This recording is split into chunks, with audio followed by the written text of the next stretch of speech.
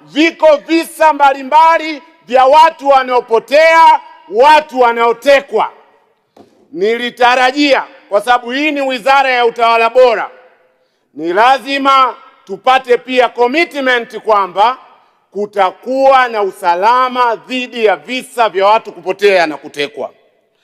Na ushauri wangu kwa serikali, orodha ya watu wanaotajwa, Balozi Humphrey Polepole, ndugu yetu Mlai na watu wengine wote waliotajwa katika ripoti zile, kwa ajili ya muda siwezi kuwataja wote, ni lazima tupate majawabu ya serikali.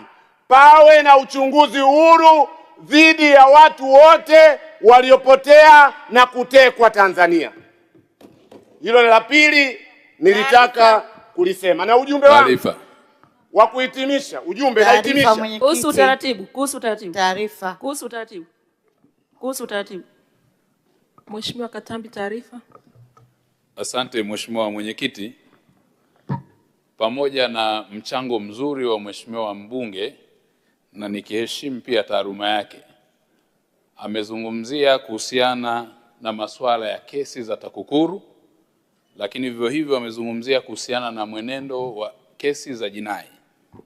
Naomba nimpe taarifa, nikitambua kwamba pia ni wakili msomi. Yapo mashauri ya jinai yanayoendelea kwenye mahakama zetu yanayohusiana na ubadhirifu na upotevu wa fedha za serikali, na kwa sababu ya muktadha wa takwimu, pale utakapohitaji tutakupatia. Lakini vivyo hivyo kwenye tuhuma na shutuma za watu kutekwa na kupotea, zipo kesi ambazo tayari ziliripotiwa polisi, hatua za upelelezi zinaendelea. Lakini vivyo hivyo zipo kesi ambazo watu walionekana kusema wametekwa na baadaye ikagundulika ndivyo sivyo. Zipo shutuma nyingine nzito za kijinai ambazo jeshi la polisi linaendelea na uchunguzi nazo, na kwa kushirikiana na vyombo vingine vya kimataifa. Kwa masuala haya, ikiwa ni pamoja na kesi zilizopelekwa mahakamani, unafahamu msingi wa sheria unatutaka kwenye mashauri ambayo yanaendelea mahakamani hayawezi kuzungumziwa, pamoja na kutambua kwamba tunayo sheria ya haki, kinga na madaraka ya Bunge. Lakini yapo mambo ambayo kwa hatua yalivyo na nature yake, kwa sababu ya kwenye hatua ya upelelezi, kwa sasa hayawezi kuwa public kwa sababu kuna taratibu za kiupelelezi. Asante Mheshimiwa. Mheshimiwa Ado Shaibu Ado, unaipokea taarifa hiyo?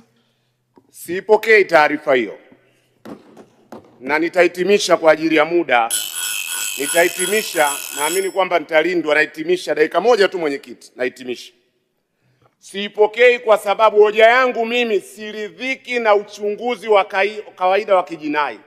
Nataka pawe na utaratibu wa Judicial Commission of Inquiry, uchunguzi huru, ili tujue Polepole yuko wapi, tujue Deus Soka yuko wapi. Sasa ujumbe wangu, muda wako umeisha. Ujumbe wangu mwenyekiti, nimeongea kwa dakika 3 nikisimamishwa. Dakika 1 naomba mwenyekiti, ili nitoe ujumbe.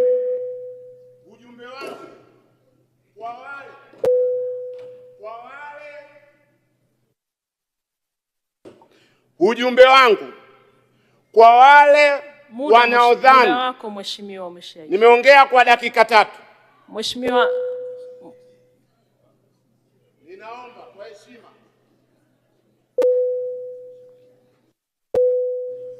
Na nataka kuhitimisha, natoa ujumbe. Mheshimiwa Ado, muda wako umeisha.